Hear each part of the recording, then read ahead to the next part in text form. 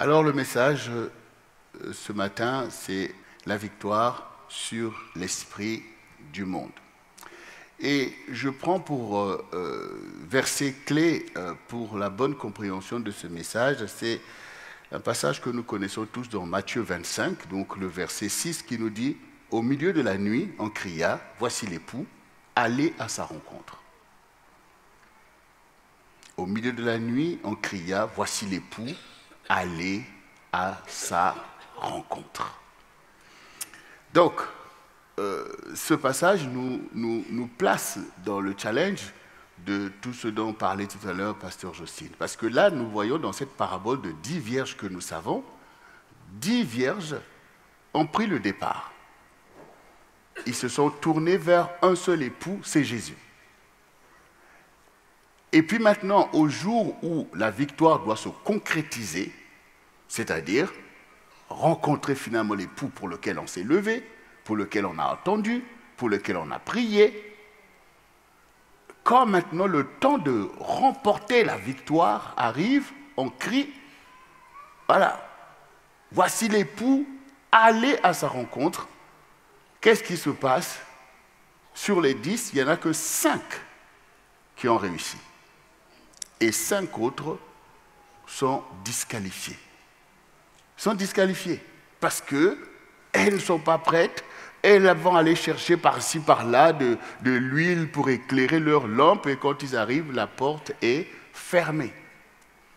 Et cette parabole a été donnée pour nous tous. Ce sont des enseignements très importants. C'est pour nous tous. C'est-à-dire que les vierges, ce sont ceux qui se tournent vers le Seigneur. De ceux qui veulent être avec Jésus dans l'éternité. Parce que comme il est Dieu, donc il est éternel, donc quand il t'épouse, tu es éternel aussi.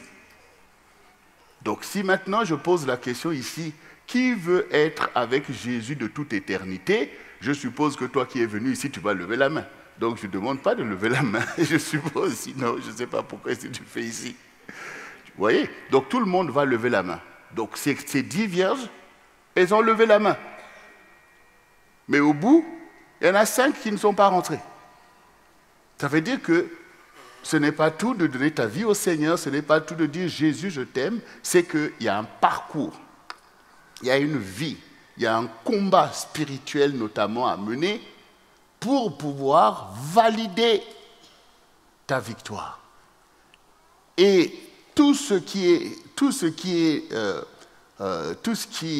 est mis devant toi dans ton parcours est à ta portée.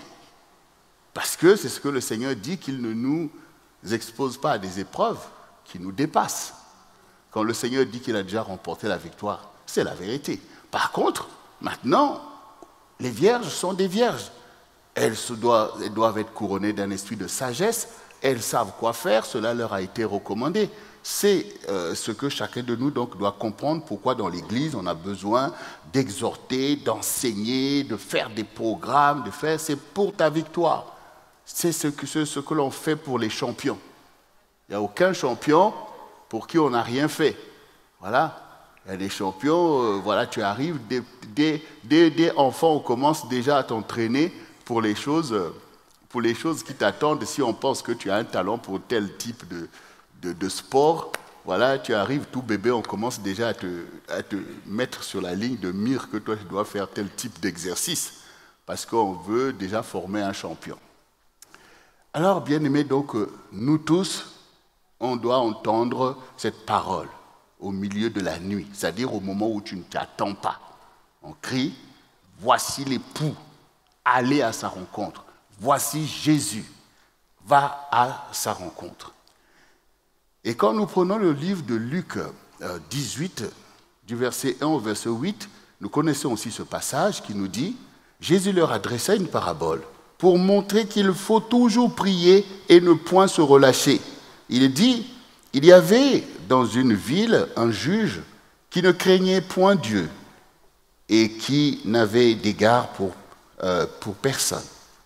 Il y avait aussi dans cette ville une veuve qui venait lui dire « Fais-moi justice de ma partie adverse. » Pendant longtemps, il refusa. Mais ensuite, il dit en lui-même, « Quoique je ne craigne point Dieu, et que je n'ai d'égard pour personne, néanmoins, parce que cette veuve m'importune, je lui ferai justice afin qu'elle ne vienne pas sans cesse me rompre la tête. » Le Seigneur ajouta, « Entendez ce que dit le juge inique. Et Dieu ne fera-t-il pas justice à ses élus, qui crient à lui jour et nuit, et tardera-t-il à leur égard? Je vous le dis, il leur fera promptement justice. Mais quand le Fils de l'homme viendra, trouvera-t-il la foi sur la terre? » Cette parole est importante entre tout ce que disait Pasteur Jocelyne et aussi le passage que nous venons de voir, aller à la rencontre de l'époux.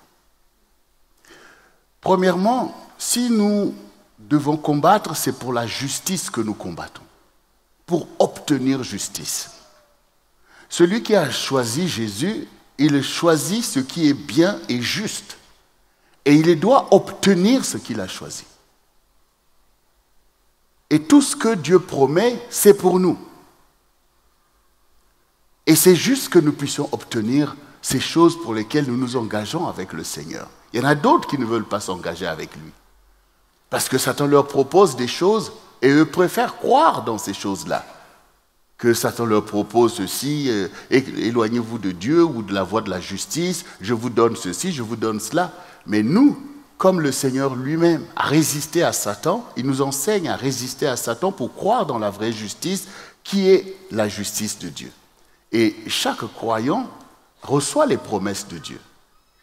Mais là où maintenant le sujet a besoin d'exhortation, d'enseignement, c'est dans l'obtention de ces choses. Regardez, cette femme, elle avait droit à ce qu'elle demandait. Mais ce n'est pas facile, parce que tu es dans ce monde, en fait, de ténèbres. Tu es dans ce monde où les méchants sont là. Ce sont des imposteurs, ils prennent position sur des choses qui ne leur appartiennent pas et font régner, en fait, de l'injustice. Mais toi aussi, en tant qu'enfant de Dieu, pourtant tu as tous les droits que Dieu t'a donnés sur ce qu'il a fait. Mais tu arrives, c'est comme dans l'histoire du pays de Canaan, ce pays appartient à Dieu puisque c'est Dieu qui l'a fait. Mais n'empêche que les gens qui se sont installés là sont des méchants et Dieu veut les dégager de là. Et il a dit que ça, c'est ton pays. Mais maintenant, ils sont là. Et ils ne sont pas prêts à te dire, bon, ok, voilà, on te laisse. Donc, ils sont là. Eux aussi, ils pensent que c'est chez nous. Et même, ils pensent que leur Dieu, à eux, le leur a donné. Parce que quand les gens croient dans des idoles, ils pensent que c'est des dieux. Donc, toi, maintenant, pour venir prendre ce qui est à toi, il y aura une épreuve de force. C'est à toi, mais tu as du mal à avoir cela. Et très souvent, qu'est-ce qui se passe dans la vie de beaucoup de croyants? C'est le découragement. C'est qu'on laisse tomber. Si c'est de Dieu, pourquoi c'est compliqué? Je risque ma vie, je fais ceci ou cela. Et cette femme-là aussi, c'est une pauvre veuve. Et ce juge-là, regardez sa réputation. Cette femme aurait pu se dire, bon, ok, on laisse comme ça, bon ben voilà. Mais elle dit, non, non, non, je dois obtenir justice. C'est à moi, j'ai le droit. Tant que j'ai un souffle, tant que je peux ouvrir ma bouche, je vais réclamer ce qui est à moi. Tant que je peux ouvrir la bouche, parce que même si c'est des méchants et tout, mais je dois aussi leur faire savoir que tout ça, c'est pas normal. Donc, je dois ouvrir ma bouche, en fait. Je ne dois pas être dans la corruption, donc j'ouvre la bouche. Et donc, elle a fait cela, jusqu'à ce que cela produise quelque chose au niveau du méchant pour dire non, là quand même c'est trop. Elle vient rompre ma tête. Oui? Donc je vais lui faire justice, non pas parce que je pense que c'est ça, mais parce qu'elle me dérange, je vais lui rendre justice. Donc le Seigneur prend ça pour nous montrer que nous ne devons pas effectivement arrêter de prier, ou crier à Dieu, ou nous manifester pour des choses dont nous avons droit, que Dieu nous a promises, qu'il faut agir. Parce que quand on n'agit pas pour des choses qui sont à nous, qu'est-ce qui va se passer en nous? Qu'est-ce qui va se passer? C'est forcément la dépression, c'est forcément la colère, c'est forcément l'esprit de mort, c'est forcément l'amertume, c'est forcément de ce genre de réaction au-dedans de nous. Ça bouillonne et ça crée effectivement de l'amertume et donc le zèle amer. Ce sont des choses qui vont attaquer directement notre foi. La qualité de notre foi va être affectée. Même si tu viens toujours, même si tu sais toujours que Dieu est Dieu, tout ça, mais tu as perdu la foi dont parle Jésus ici. Tu n'es plus dans la foi dont parle Jésus quand il dit « Quand le Fils de l'homme viendra sur la terre, trouvera-t-il la foi sur la terre ?» C'est exactement comme il est venu, et parmi les 10 vierges, il n'y en avait que 5. Mais qu'est-ce qui s'est passé pour les 5 autres? Pourquoi elles sont folles? C'est ça la bonne question. Qu'est-ce qui a emmené cette folie? Puisqu'elles aussi aiment le Seigneur, ont choisi le Seigneur. Qu'est-ce qui peut emmener la folie chez toi? C'est quand tu ne pratiques plus la foi dans sa vraie nature, qui est une confiance totale en Dieu. C'est-à-dire une confiance dans la justice. Parce que Dieu est le Dieu de justice. Donc la foi doit toujours être positive. Elle doit être combative. Parce qu'elle est une ferme assurance des choses qu'on espère. Si tu arrêtes de croire avec fermeté aux choses pour lesquelles tu as fixé ta foi, la foi va prendre une tournure qui n'est plus la bonne. Parce que les vierges folles, eux aussi, croyaient néanmoins. Mais leur foi avait perdu de sa substance. Ce n'est plus la foi que Jésus cherche. C'est la foi qui doute, c'est la foi qui vacille, c'est la foi remplie d'amertume. C'est la foi qui doute même de la justice de Dieu. Voilà. Donc ça devient une offense vis-à-vis du Seigneur. Oui, souvenez-vous tout ce que, même Adam, oui, la femme que tu as mis à mes côtés, vous voyez, donc ça veut dire, bon, ben, on ne sait plus si ce que tu as fait est bien ou pas. Voilà. On ne sait plus si ce que tu as fait est bien. Donc ici, le Seigneur dit, mais est-ce qu'il nous trouvera dans la foi qu'il nous a enseignée, la foi qui honore Dieu. Cette foi est la foi dans la justice, parce qu'on donne sa vie pour la justice. Donc ici, même ici, nous avons besoin de comprendre que croire en Jésus veut dire croire dans la justice. Et donc, du coup, on ne peut pas lâcher la justice. On ne peut plus ne pas croire que, finalement, Dieu ne va pas faire. Et toutes les promesses de Dieu sont vraies. Même si le challenge est grand, même si ça prend le temps. Nous nous souvenons de l'histoire d'Abraham et de Sarah. Ce n'était pas facile pour eux, cette attente de cet enfant qui a été promis. Entre-temps, ils ont fomenté d'autres plans pour dire, bon, peut-être que Dieu a dit comme ça, mais bon, peut-être que ça va passer par cette tradition où la servante va porter la grossesse et puis va accoucher, je ne sais pas, sur les genoux de sa maîtresse pour que l'enfant, peut-être comme ça, après Dieu continue dans sa promesse. Et puis maintenant on regarde l'âge et on rigole, on dit pourquoi tu rigoles Sarah? Ah non, je n'ai pas rigolé. Si, tu as rigolé. Tu as rigolé. Parce qu'à un moment donné, on ne sait plus comment tenir cette promesse-là. Est-ce que c'est vraiment ça? Est-ce qu'on y a droit? Dieu dit oui, vous avez droit. À la même saison, à la même période, la saison prochaine, Sarah aura un enfant.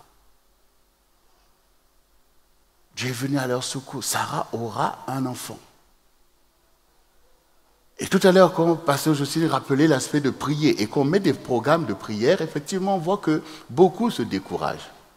Mais le découragement va attaquer ta foi, en fait. Et tu risques de te décaler de la promesse. Et de celui qui a promis, surtout. De celui qui a promis. Et Satan va s'engouffrer. Satan va s'engouffrer. Parce que si maintenant, telle chose, tu vois que, finalement, ça ne va pas se faire, mais Satan, il va te dire, mais tout ce que Dieu t'a dit, ça ne va pas se faire. Oui? Il va commencer à te dire, mais si ça ne s'est pas fait, ça aussi, ça ne va pas se faire. Et si maintenant tu penses que ce que Dieu dit, il ne peut pas le faire, bon, tu imagines dans quel état tu es. Enfin, tu penses que tu es la foi parce que je viens à l'église ou parce que je lis ma Bible, mais tu es loin en fait. Tu es devenu comme ces vierges folles-là, qui ne sait pas dans quoi ils mettaient, ils se tournoyaient et tout ça. Non, bien-aimé, il faut faire attention. Il faut être comme cette veuve. On réclame justice. Fais-moi justice, fais-moi justice. Seigneur, fais telle chose que tu dis. Seigneur, étends ta main. Seigneur, agis. Seigneur, ceci. Seigneur, ceci. Dieu, le Seigneur dit que Dieu fera promptement justice à ses élus. Donc, un élu de Dieu, c'est quelqu'un qui croit dans la justice de Dieu et qui réclame ces choses. Parce que vous savez, Dieu a ordonné les choses. Et ces choses qui ont été ordonnées, c'est à nous de les établir. On a un rôle dans ça. On a un rôle dans ça. Regardez, si vous vous souvenez ce que Dieu nous a dit cette année. L'année de l'édification, de l'onction et des saints héritages. Ça se tient. Ça veut dire que si on n'est pas édifié, on ne peut pas recevoir l'onction. S'il n'y a pas l'onction, il n'y a pas les saints héritages. Parce que, vous voyez, la terre promise, pour qu'ils aillent prendre il fallait l'onction.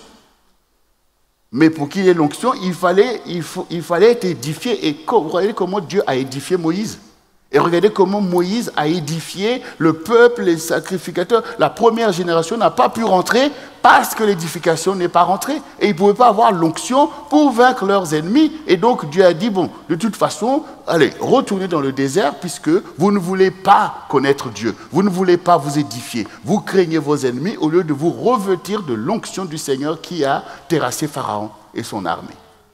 Voilà. Donc nous, aujourd'hui, si nous sommes négligents par rapport à l'enseignement qui nous est destiné, on ne va pas pouvoir s'approprier l'onction qui se manifeste au milieu de nous, qui doit nous accompagner quotidiennement, chacun dans sa maison. L'onction doit habiter parce que tu es édifié, tu connais le Seigneur, tu connais les principes, les mécanismes, donc l'onction habite et tu saisis les héritages.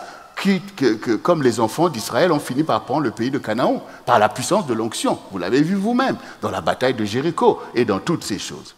Toi aussi, les promesses de Dieu, c'est l'onction qui permet d'accéder à ces choses. Il va falloir peut-être renverser des dominations, comme on a entendu, des démons, tout un tas de choses. Mais l'onction est donnée pour ça. Donc si maintenant, parmi nous, c'est un néglige, oh, moi, prier, bof, oh, l'onction, moi, c'est pas mon truc. Mais oui, mais tu abandonnes, en fait, les choses qui te sont promises. Tu te détournes de la justice de Dieu. Donc ici, on a compris que l'édification, c'est pour nous, parce qu'on a besoin de connaître que nous devons prier. Il faut prier, parce que tu en as besoin, les gens qui t'entourent en ont besoin, le peuple de Dieu en a besoin, ta génération en a besoin. Il n'y a que par la prière que nous pouvons handicaper Satan, qui continue à faire ses manigances. Voilà. Si on lui laisse le champ, ben, on va être piétiné par nos ennemis, non pas parce que notre Dieu n'est pas tout-puissant, mais parce que nous sommes dans une attitude défaitiste, le genre de choses que Dieu déteste, et donc on se retrouve comme cette génération qui a été renvoyée dans le désert, puisque vous êtes des sauterelles, vous allez périr dans le désert. Donc faisons vraiment très attention à notre attitude, parce que nous avons la grâce d'avoir été challengés par Dieu pour le réveil. Ce n'est pas forcément ce que Dieu fait avec chaque génération. Il y a bien des générations qui passent toute leur vie dans l'esprit de mort. Mais Dieu voit que ces gens-là ont quelque chose que j'ai mis dans leur ADN qui fonctionne. Vous savez, avec Dieu, c'est le fait de fonctionner. Dieu, il n'y a personne que Dieu a envoyé sur la terre sans que Dieu ait mis en lui tout le dispositif pour sa victoire. Mais l'état d'esprit que chacun peut avoir, comme par exemple un rebelle, il prend une attitude qui le sépare en fait de l'action de Dieu. Parce que quelles que soient les choses que Dieu a mis en vous, vous êtes gestionnaire de ces choses, mais le plan de fonctionnement est dans les mains de Dieu. Le plan de fonctionnement reste dans les mains de Dieu, de la même manière que les maisons en étage que vous voyez, les maçons sont là pour mettre des briques, faire ceci, la ferraille et tout, mais les plans sont dans les mains des architectes. Dieu est l'architecte de ta vie. Donc tu as toujours besoin de le consulter pour dire cette étape on fait comment. Là on fait comment. Là on fait comment. Même s'il t'a dit que voici ce à quoi je t'appelle, mais les étapes. Si tu es obligé d'être connecté avec l'architecte en fait. Bon. Donc, bien-aimés, nous, on a compris que pour qu'on entende en ce jour-là, voici l'époux et qu'on soit prêt à rentrer, ça veut dire qu'on aura suivi tous les mécanismes de l'enseignement qui nous permet de persévérer dans notre engagement avec le Seigneur. Alors, maintenant, la question qui se pose, c'est qu'est-ce qui peut faire que toi qui as choisi le Seigneur, tu puisses te retrouver dans le scénario des vierges folles, par exemple, ou ne pas réussir ce pourquoi tu t'es levé avec autant de détermination. Et pourtant, tu es de bonne volonté.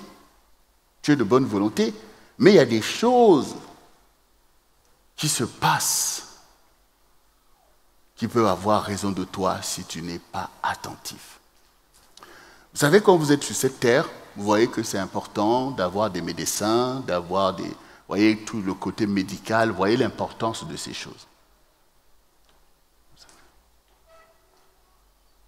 Pourquoi il y a tout ça en fait? Pourquoi il y a toutes ces maladies, toutes ces infections?